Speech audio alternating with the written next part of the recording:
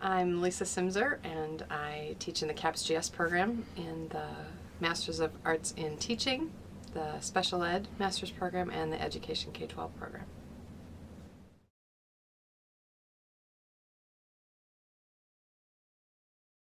I find that manipulating the environment, especially for the first session, is so critical. I spend a lot of time thinking about setting not only the physical environment, making sure that it's comfortable, that the seating arrangement works for my students, that they can move and get to me and I'm using a lot of the space, but also the psychological environment, thinking about, is this a safe place to learn? Is everything else set aside so that my students have the most space in their minds to think about coursework?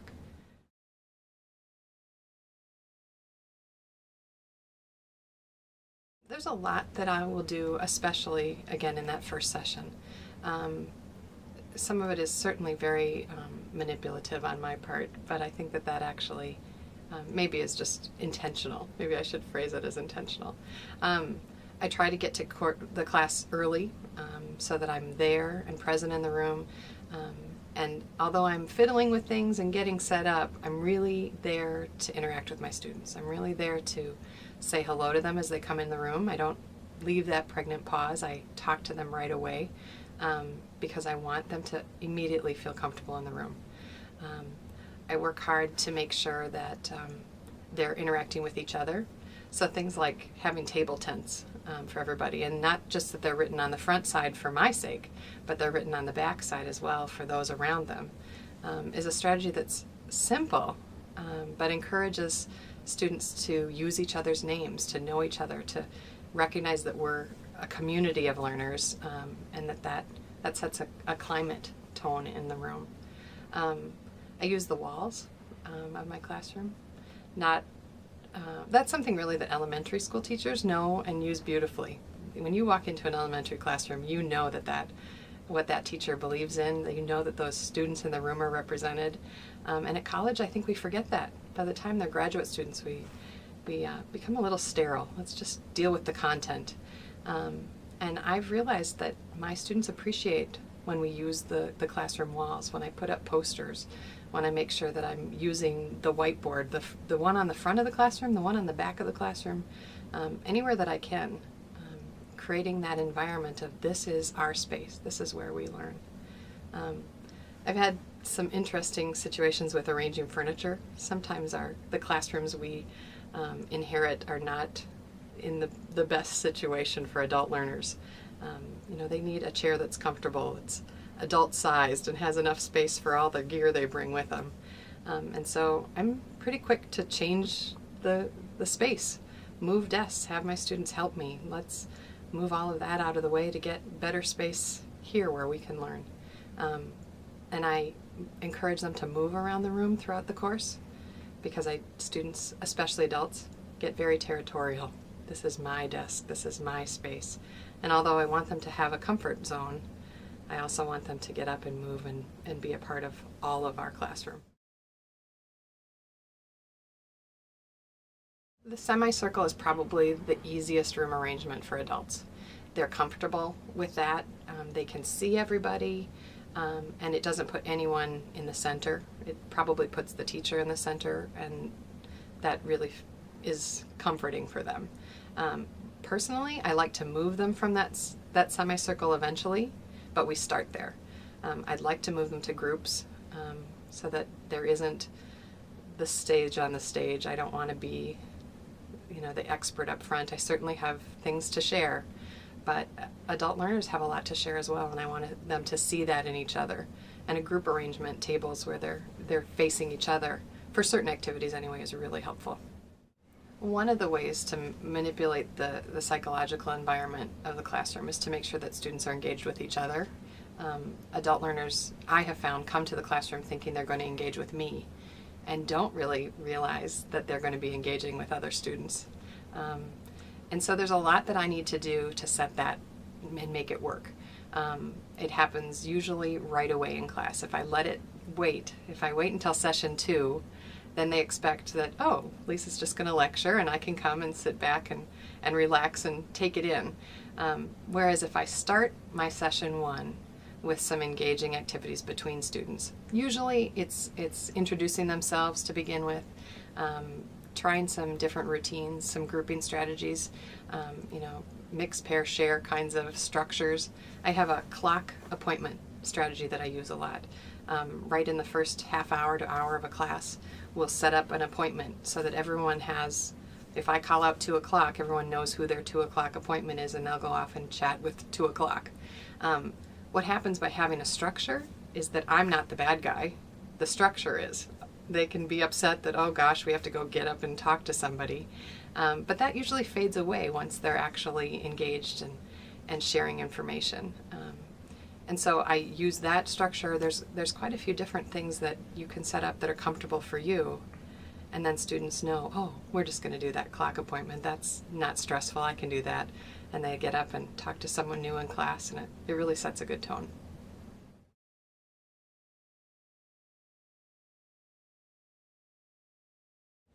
I think certainly the first step is to really allow yourself to get in touch with what it means to be a student in your classroom. What would it feel like if I were sitting on the other side of the podium? Would I feel comfortable? Would I know the other names of the students in the classroom? Would I know the expectations? Would I be able to see the instructor? Would I be able to have enough space for my stuff? Would I know what's expected so that I'm not anxious about class? Once you can get over that and start being thoughtful about what your students are experiencing, the ideas really come to mind. You start to realize, you know what, they've been sitting a long time. Let's get up and move. Or this classroom is really dull. Let's take this part of the lesson out into the hallway for a moment. Let's take a walk to the library. These are things we do in K-12 and we forget about for adults, but adults need a lot of those same things.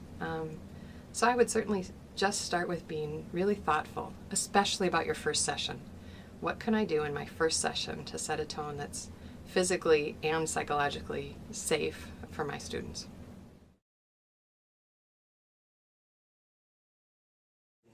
But as a friend now, I correct everyone. I know everybody says I'm a friend. My friends correct people much more than I do. Yes. I don't really care. It's nice, isn't it? It's like, thank you. Somebody take care of it for me. Is it Cara or Kara? Kara, and I said Kara, so I'm I sorry. answered it. Okay, Yeah, Kara. it was interesting. We had all these people through posting. Every class start with Kara. It was a prerequisite to get in. All the K's are starting early. That's good. Come on in, find a spot. I'm going to put your name on both sides of this. I have a son who thinks it's funny. Nice ringtone, isn't it? Yeah. Good. You can tell a lot about someone by their ringtone, don't you think?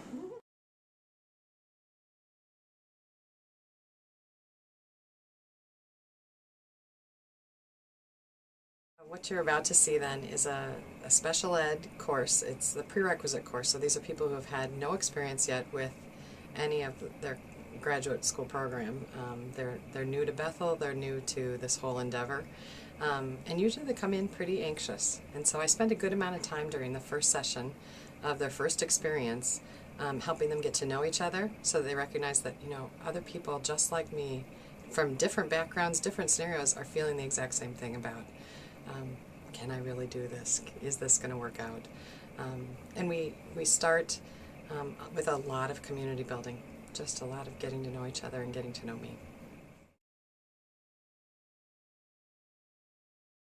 But as a friend now, I correct everyone. I know everybody says I'm a friend. My friends correct people much more than I do. Yes. I don't really care. It's nice, isn't it? It's like, thank you. Somebody take care of it for me. Is it Cara or Kara? Kara, and I said Kara, so I'm I sorry. answered it. Okay, Yeah, Kara. it was interesting. We had all these people through posting. Every class start with Kara. It was a prerequisite to get in. All the K's are starting early. That's good. Come on in, find a spot. I'm going to put your name on both sides of this. I have a son who thinks it's funny. Nice ringtone, isn't it? Yeah. Good. You can tell a lot about someone by their ringtone, don't you think? You are going to walk around the room and look at the posters with this new person that you've been chatting with. Okay? So just stand up. I know you need to move already. Yeah. Find a poster.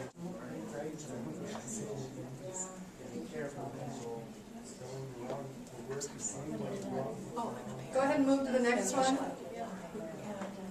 Quick reactions.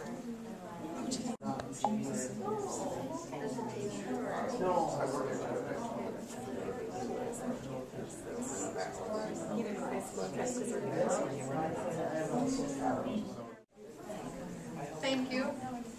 Was just a little tease. We're going to use those more. But would you come over here, please? Start with the yellow packet and pick up the papers all the way to the end, and then you can have a seat again. But why don't you keep talking to each other while you do that, okay? You don't need to be silent now. Come on.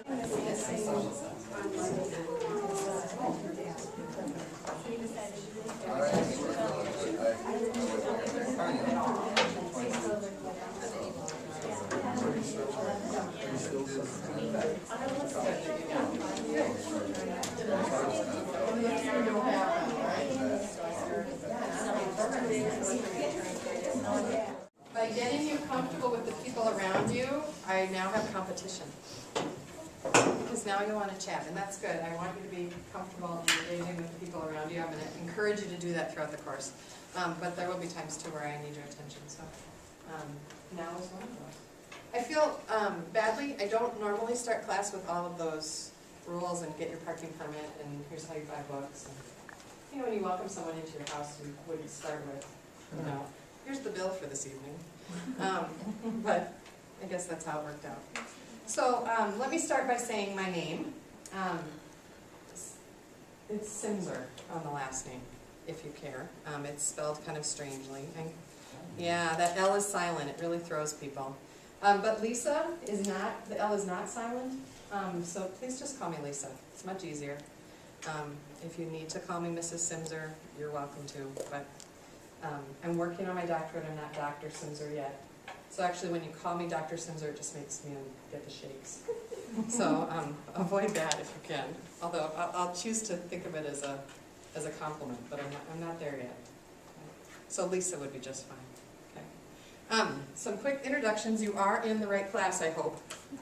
Right? After all of that, you haven't wasted the first half hour. Right? Here's some things about me, because you know that's what instructors do, right? Is talk about themselves in the first grade class. I've been teaching for 17 years. I'm 39 years old. Those always come together. I wonder how old she is. So I don't know. I have no problem saying I'm 39. I'm going to be 40 in June, and you know that's good. I'm okay with that. Know that we bring the rest of our world with us, right, to class. And so, although you won't all be together, you won't all be in the same cohort, I'd like you to be willing to share a little bit about who you are and where you come from. So I'm going to give you a minute to think about that. We're going to do it fairly quickly. The way that I like to do it is by having you share a personal highlight from the last week. So something that was positive for you. I've had people share that, you know, they've gotten engaged. Could be a serious thing that you want to share with us. Something big happened. I had someone share once that they hit all the green lights coming to class. You know, they had kind of a lousy week, and that was the best they could come up with. You can be as vulnerable or not. It's totally up to you.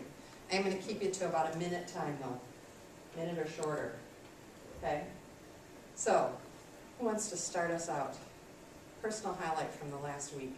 Alexis, thank you. Just to kind of follow up on what you were talking about, Lisa, I have children as well, small children. Okay. My youngest is 4, and her name is Nija. And I have one that's 6, and her name is Janaya. And I have Well, one of the benefits of being at Bethel University is that you have opted for a program where God is fully involved. And regardless of what your personal belief is, in the way that I'll be leading class, we will be praying. And sometimes there are things that come up in our highlights that are worthy of being prayed about. Tonight we're just going to go with a more general prayer for the evening. But certainly feel free, in weeks to come, or to email me. I'm the person who will be praying for you. And so if there's something that you need help with, or you're just praising God for the fact that He reunited people in your life, or whatever it is, feel free to connect with me on that. Also know that if you're in a different place faith-wise, and praying in class is not comfortable for you, if you would just close your eyes, no one would know the difference. And you can be thinking about your grocery list if you have to be. But I would certainly appreciate if you be respectful of the fact that that is what you signed up for, and God is a part of this place. So if you're comfortable, I'm going to pray, and I'd like you to join me. Father God, for these people and for their journey, Lord, we thank you for all of the things that you worked out, for encouraging families and coworkers. Okay, so what to expect? You are going to always get an agenda from me.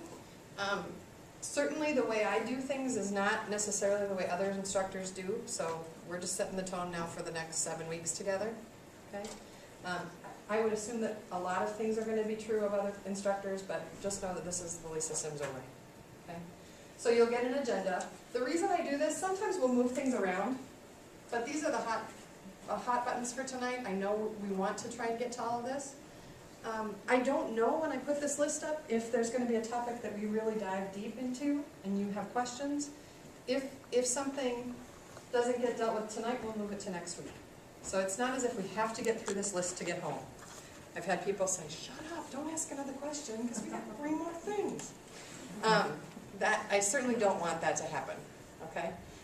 Let me also tell you though, if you are someone who needs to talk to learn, and you're asking a lot of questions, and I'm finding that it's not helpful to the whole group, I'll talk to you at another time and just say, you know what, can I pick on Liana? Liana, you got to keep your comments, give me the 3 best ones a night or whatever. Please don't be offended if I do that to you. It's not that I mean to be rude. It's that I want to make sure that the learning environment for everybody is going well. Okay? So please, speak up, ask lots of questions, and if it's getting to be too much, I will let you know. Otherwise, assume you're fine. Is that fair? It also means those of you who are quiet might get called on. I don't want you to worry about that. If you don't know the answer, you don't know the answer. Or if you weren't listening, if you were planning your vacation when I was lecturing, then you just say, sorry, I wasn't paying attention, fill me in, and we'll catch you up. Okay? That's how that works. Objectives. You'll get objectives every single night. So you'll know what the intention is, what we're supposed to accomplish before we leave. Again, we can float those around a little bit if we have to, but there are a lot of things we need to cover. You're going to be treated as adults, you're going to be treated as learners, which means that there are going to be things that are difficult and things that are easy. You're all coming in from different experiences. There may be things that you could teach. I could sit down and you could come up here and take care of it. There may be other things that you've never heard of before. It's okay to be vulnerable and tell us what you need. Boy, this is completely new, or ask me, I already know all about this. Treated as colleagues. I'm assuming that a lot of you have things you can teach me. I'm hoping that you do. So please speak up. If you have a different viewpoint than what I'm suggesting, your experience says something otherwise, please, ask me about it. Please suggest it to the class so we can work it out. Okay? Just because I say it's true doesn't mean it is. All right? I'm fallible. We're going to make good use of our time together. Sadly, what that means is that we're going to move quickly. We have all kinds of stuff to do. So if you're someone who needs longer times to process, I need you to go on faith with me a little bit. Okay? I'm an instructor who reviews a lot. We're going to come back to things. If it's really important, you're going to hear it over and over and over again. Okay? So trust me. If there's something you don't understand, certainly ask. But if I'm telling you that we're going to move on, we'll probably come back to it. Okay? It's going to be fast. Fasten your seatbelts. We're going to move. And then please ask really good questions. Just get in there. I want to know what you're thinking. And especially tonight when I don't know your body language yet, I don't know that look from Brad right there means I have no idea what you're talking about. Okay? So I'm going to need a little help in reading, what you're telling me. Questions about any of that? Yes? So we probably put this on the blackboard. Are we supposed to read beforehand and then this is review, or is this completely new? Good question. What I will do in class is not a rehash of your reading. That isn't how I function. Some instructors do. My choices for you in reading are background knowledge and processing of information, so that when you come to class, we're learning more about that topic, or we're handling a little different, we're applying it. So the reading is intended to be prior to class. That's difficult for some of you tonight because you didn't even know to buy your books until Friday, you know, and they're not here yet or whatever. I'm delaying the due dates for tonight till next week. So you'll have week 1 and week 2 due for week 2. Okay? Hopefully that's not too overwhelming. If you have a special circumstance, please let me know. We can work on that. But I won't be evaluating your work until next week. Okay? But yeah, Blackboard assignments or reading or papers, when it says they're due tonight, it means that you're to come with them ready. Okay. Other questions? All right. Was there a question? No? Okay. Let's deal with that later. Would you stand up? Would you come into the middle? And would you mingle with each other? That means walk around and say hi. All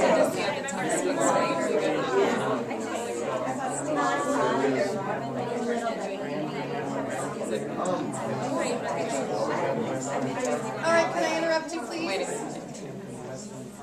I'm going to have 3 different questions for you that you're going to mingle and find someone who has a similar answer to you, all right? In height, and match up, please.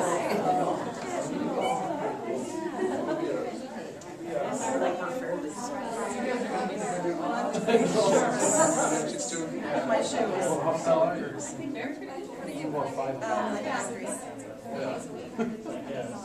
Alexis and Denise, are you nice? All right, this is your height partner. How many more partners do you think you're going to get?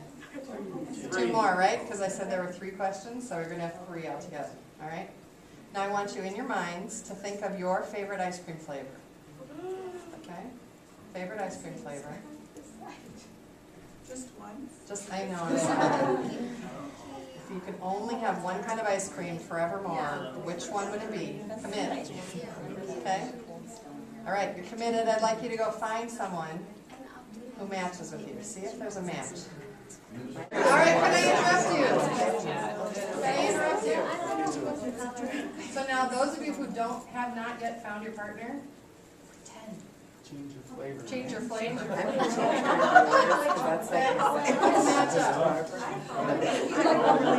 right. Did you say butter purple? I did. I did, that's mine. Do you want to trade up? You want to trade? Yeah. It's important, right? I was ready to sell. All right. Introduce yourself to your ice cream partner, please. I am Kirsten. I'm in China. All right. So now in your mind, you have a height partner, you have an ice cream partner, and now we're just going to mingle, and I'm going to tell you to stop, and then I'll give you the next partner that this is. All right? So go ahead, just mingle, talk to each other. You never know. It's kind of like musical chairs. Where are you going to land? Mix it up.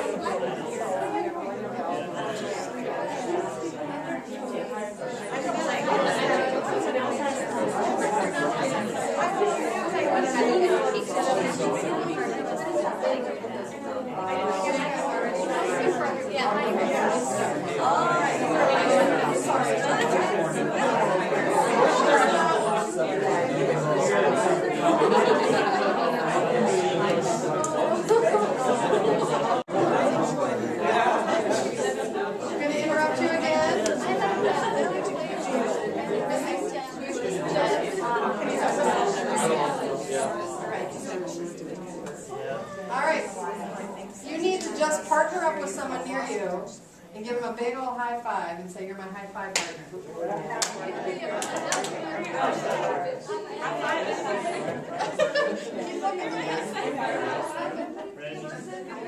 Okay, so let's just see how well you remember. Okay, ready? Okay, ice cream partners, go. Find them. All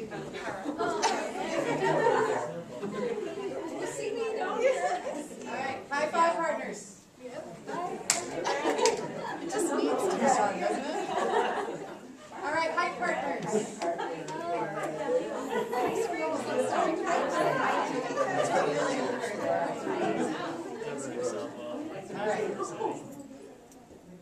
You need to remember these partners. We're going to use them throughout the course. We're going to use them to decide on group projects. These are people you're going to be with in work groups.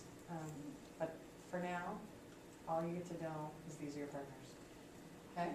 That's it. Lots of suspense, right? Yeah. All right. So thank you. You can have a seat. Outcomes usually what we want to accomplish. These are for the end of tonight. This is not by the end of the course. This is for tonight. So can I have someone read the first one? Can you see it? To understand the basic components of four key theories, Piaget, Vygotsky, Erikson, and Kohlberg. Nicely done. Denise deserves a clap for getting those names right. All right, someone else. The next one's a little easier to read. Who's got that? To understand basic brain biology. Good. Any neurobiologists in the room? Excellent, then I'm the expert. I like that. Certainly not an expert in brain biology, but I'll give you the best I've got. All right. Who can read the third one? To develop classroom applications for brain research. Yeah, because you're not coming to get your brain biology degree, right? Coming to be teachers, so the whole point of learning about the brain is to learn how to apply it to the classroom. Because no one cares unless we're doing something with it. Good. Someone's got the next one? To gain awareness of Jensen model of memory pathways. Okay. This is Lisa Silmser Bent. Let me just give you a little background on this. I spent some time at the University of Chicago for a summer with Eric Jensen, who is an educational consultant who's made an awful lot of money selling brain-friendly information to educators. Okay? So there are certainly people out there who are non-Eric Jensen followers. I see that he's done a lot of good in my classroom. So I want to share this model with you because I think it's helpful, especially in special education. Okay? But certainly understand he's not one of the big names by any means. It's just a way that made sense for me, and I've had students explain that it's really worked for them as well. So we're going to look at memory through the eyes of Eric Jensen. Okay? You read an article, some of you who were able to get into Blackboard, right? Do you find it interesting? Your discussion has been awesome. So good, we'll talk more about that in a minute. Questions about any of these objectives? How many of you know anything about Piaget, Vygotsky, Erikson, Kohlberg? A little bit? Okay. Brain biology we also already said. Okay, good. If you are someone who takes notes, you're going to want to bring your notebook and something to write with you. Okay? We're about to do something a little bit strange. You're going to have to trust me, all right? Faith integration right here. Have faith in my direction, all right? We're going to go out into the hallway. I'm going to teach you in the hallway for a moment. Okay? I promise it won't be terribly long, but it will mean that people will be using the hallway. It's not the ideal scenario, but you'll understand soon why we're doing that. Okay? So if you take notes, bring it. Otherwise, I trust that I'm going to teach you really well. You might not need notes. Okay? We're just going right outside the door. Come with me. All right. Most of us, when we went to school, we had teachers who taught using textbooks. They stood up in front and they, shared information. We read, we watched videos sometimes, right? How many of you that's been your experience with your, education? Okay. Most teachers, most school, traditional school is taught in this category up here. This is semantic memory. Eric Jensen says that we have 4 different pathways, ways that we remember information, and school tends to focus really heavily on the semantic memory. Okay, it's the what information. Most everything is language-based, visual tends to be, or auditory. When I went to train with Eric Jensen, that was completely where my classroom was, and I thought I was being really successful. I was doing things in a lot of different ways to try and reach kids, a lot of multisensory stuff. I felt good about what I was doing. That's kind of why I went to see him, so that he could say how great I was. I was wrong. He suggested that we work on other ways of memory, because memory is learning, right? Once you have something in your memory, you can use it, you can go back and get it. So one of the things we do as educators is try to create memories for kids, okay? He suggested that there are these other ways to get memories to stick, and that if we would in education use them more, kids would learn more. Let's talk about this one, episodic memory. When you think of the word episode, episodic, what comes to mind? TV, right?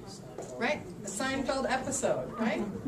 30-minute segment, right? And when we have an episodic memory, it's usually that you remember all the things about it. You remember where you were, how you were dressed, what someone said, even what the aromas were in the room.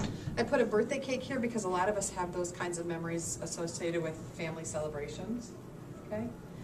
The where were you when kinds of questions tend to be episodic memories of ours. 9/11 is certainly an episodic memory for a lot of us, right? I mean, the physical sensations of that day come back, don't they? Okay? Now, we want to create positive episodes for our students. We don't want 9/11 kinds of memories. Although understand that those fear emotions create strong memories as well. But if you think about, okay, how do I create an episode in my classroom? Okay? A few things that I would do. I would have students stand on their chairs while I taught this certain part of class. And then when we'd review, they'd, what? You don't remember that. Remember when we stood on our chairs? Oh, yeah, now I get it. The difference between semantic and episodic memories? Just quick, take 30 seconds.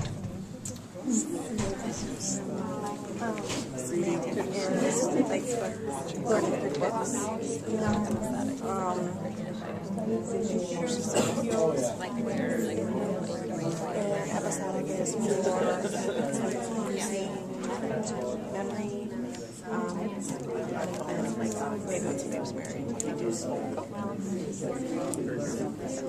Something that's out of the ordinary too, maybe. If you decide that you're going to go back to your classroom and, wow, I'm really going to do it up. We're going to have parties and costumes and all kinds of huge things going on. What happens is nothing becomes novel then. It's one episodic issue right after the other, and your brains can't handle that. So you need to think about, how do I use this carefully? How do I use this for those things that especially kids are struggling with, you know, or the things that are really long-term critical information. You know, they've got to know this to succeed long-term. Those are things to create episodic memories of. Okay? You know, in a year and a half, and I'll ask you about memory pathways, and you'll go, is that hallway stuff? I'll say yes. Oh, okay, now I know this. Okay? It seems ridiculous, but something that's out of the ordinary will stick out, and especially that episodic memory, I think, is really powerful. Questions for me about those? Did you say that this is the Jensen? Yes, this comes from Eric Jensen, and there have been some, this is an older version, there have been some morphed situations with it, but this is my simplistic view. It still, I think, works. Okay. Reactions to it? What do you think? Think I'm full of it? Does it match up? If I say it works and it doesn't match up with your experience, you need to talk about that. Yeah. I'm fascinated because I know that kids may not learn by using some of these pathways, but other they'll be able to learn like episodic or thinking outside the box, so to speak, and so I'm really fascinated. Yeah. Yeah, inevitably you're going to be working with the students who have not had success. So the traditional standard methods aren't probably going to work just because you're giving them to them. You're going to have to come up with something that comes from a slightly different angle. This model helped me to come at some different angles that I hadn't thought of before. Yes, Sylvia. And then, now let me give you one caveat. Can you think of students where some of these other ones might be difficult? Something other than semantic might be really tricky. Who's going to struggle with physical, out of routine, let's have a party? Yes. I work with a girl with Asperger's, Yes. and if you change her routine, the whole day she will not learn. Yes. She cannot get over that you broke the rules and that you change the routine. So we like to do things that are, kind of fun and more out of the box, but we really have to, prelude them all week and warn them and write it into their schedule Right. and really plan it out. So it's a lot harder to do some of those things. Yes. Yeah. Yep. Students who are on the autism spectrum now is a mile-long spectrum, let's be aware, okay? In fact, there's probably research coming where we're all on the spectrum. It's all of us, okay? And then the people who are in this chunk get the label, okay? But students who have autism, some of them will have a real difficulty with going outside of the box. Some of them will really want as Kelly was saying, that specific routine and don't change it up. And so there are people who will have difficulty with coming at it from another way. The suggestion I have then is you make procedural memories or episodic memories a planned event. You know, we're going to do this special thing on Thursday. You don't know what it is. It'll only last a half hour. It'll be a surprise. You know, this is the plan. And then it's more likely to be successful. Okay? But certainly I wouldn't plan episodic memories randomly for my autistic kids. For my kids with autism, excuse me. I got to get that. Any other questions? Do you think this is important information for teachers? Yeah? I'm going to use this information on all of you. Okay? We're going to create episodic memories and procedural memories and do all kinds of stuff like this. You need to trust me. The reason that we're doing this is so that you'll remember things. Okay? It's going to be a long time until you're taking exams for your license, until the end of this course. You've got a lot of life in between the 7-day spans that we see you. Okay? So trust me on some of this. If I'm asking you to repeat things, if I'm asking you to do physical motions, I'm encouraging you. You certainly don't have to do them, but it will boost your memory. It will help you.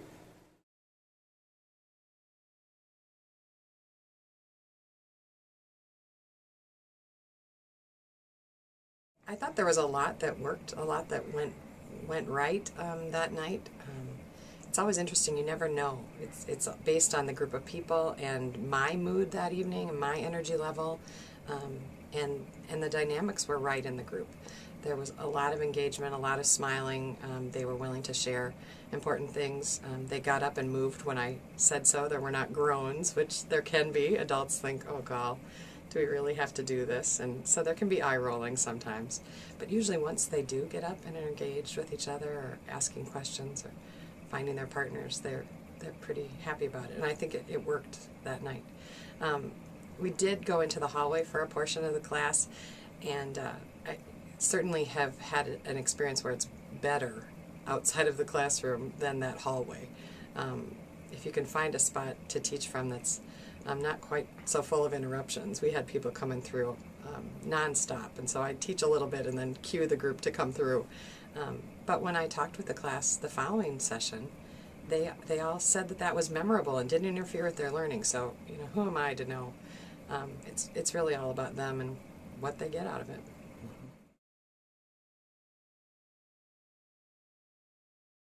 I have opted to not build community sometimes and just teach the content and teach it hard and heavy, and it really becomes all about me and what material I have to cover, and I have gotten feedback that it doesn't work.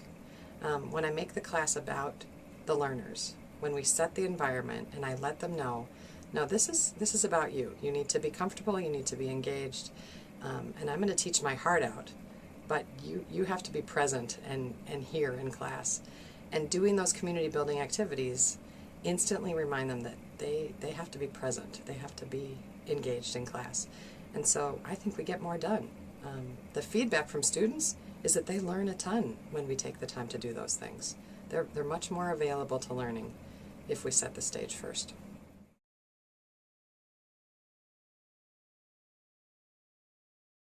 I might actually agree. Yeah, there's some silliness about it. There is some childlikeness about it. I think that's a good thing. It catches people a little bit off guard, allows us to laugh. Certainly there's been resistance from some students once in a while, but oftentimes they understand the outcome. I'm pretty transparent about why we're doing it. And I'll say up front, all right, this is going to be silly. Find your ice cream partner seems like a ridiculous thing to ask adults to do. But it's memorable. And especially because I'm teaching teachers, they're going to be doing that. They're going to be using that with their students. So it's important. One of the things that I need to do to promote discussion is allow for differing opinions. And I'm pretty good to model. Tell me more about that. Ask more probing questions. I try to make sure that I'm not looking for a right answer. My questions are such that they're open-ended, and then I'll say, Dan, what do you think about that? And Sylvia, do you agree? To the point that eventually they start doing that themselves. When they're familiar with each other, they're able to disagree, they're able to ask, and we get much deeper conversations. The other thing I do is get out of the way. By having them partner up or be in small groups, then they're not performing for my sake.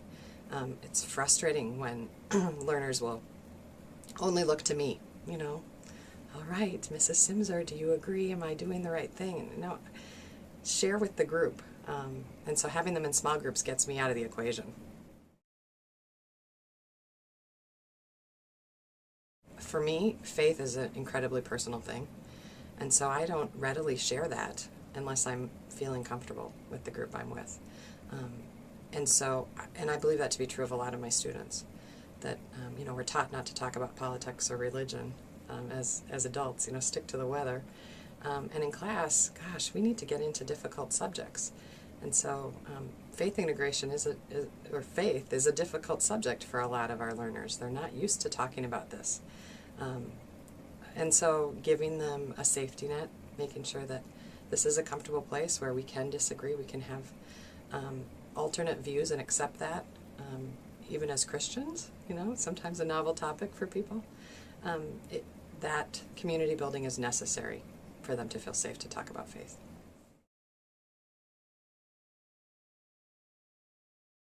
As instructors, we all have these little voices in our heads, and I certainly have the voice that tells me, boy, you've got 50 other things to get to tonight.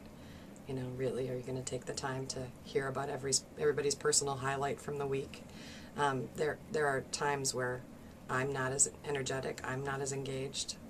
I have things pulling on me, and so I'm more focused on myself than focused on my learners. And when that happens, I have to pray about it. I have to ask to be in the right place, to be given that extra ounce of energy, the extra care and compassion. And usually it comes, if I just ask for it. But I think truly the biggest interference for creating a great classroom environment is my own willingness. Yeah, creating an environment in an online situation is a whole different set of skills. I felt competent in my experiences that I could create an environment in a face-to-face situation. But in a Moodle classroom, you're not physically there, you're not reading nonverbal clues. It's difficult. One thing that I found is that students really need to know that you're there. And so even dropping a little note here or there, it posts with the date and they see, oh, Lisa's in class, she's present, is a good part of it. The other part of it is I tend to send my students messages privately outside of class, through the system, but I'll talk with them personally, just as I would in a face-to-face class. Not everything is for everybody. Sometimes I'll need to ask, more questions of somebody, or I'll offer a special resource that I won't offer to everyone because it doesn't apply to them. But making their learning personal, letting them know that I see them, even through their computer, even through the distance, that I'm still available to them, and they're a real person outside of that screen. The other thing with online environments is the only thing they see, the only thing the learner sees is what you put on the screen. And so setting up your Moodle site is like arranging the furniture in your classroom. It's like being there at the beginning of the class to welcome them.